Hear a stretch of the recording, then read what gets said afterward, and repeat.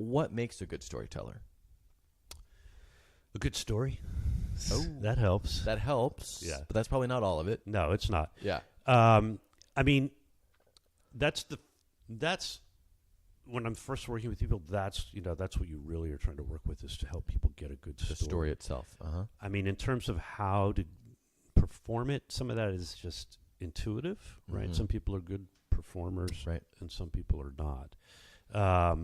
But it's that kind of, it is that difference, understanding that it is a live form, that you do have this audience out there. You want to grab their attention. You want to pull them along. You want to keep that attention.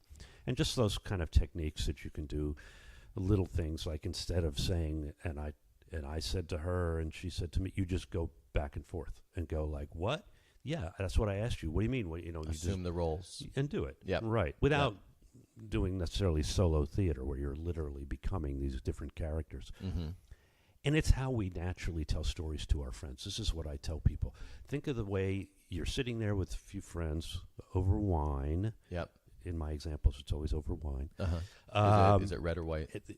For me, red. Me too. Yeah. Okay, cool. But I'm there with you then. Yeah. you use whatever works for you. Whatever, yeah. Uh-huh. Bourbon. And we do this naturally, right?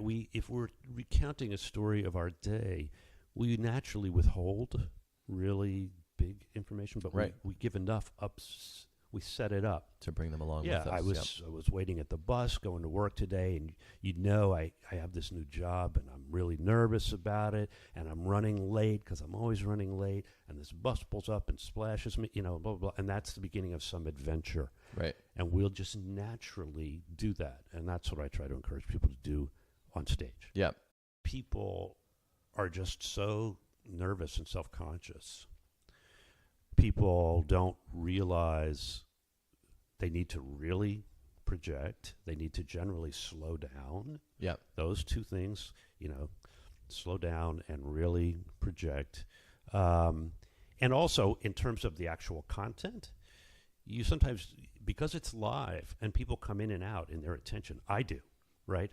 I'm at a show. I don't care Right. how compelling somebody is. At some Right. point, I'm thinking about, I got to go to the dry cleaner tomorrow, right? Right. So you sort of need to hit the nail on the head Right. 2 or 3 times Yes, for people to drive it really home. get it. Mhm. And a lot of writers, a lot of artists feel like that's hacky.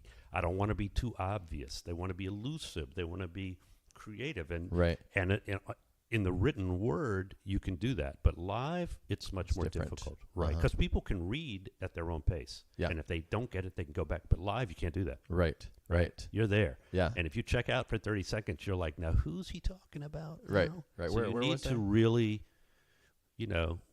really sort of, put it in bold relief. Yeah.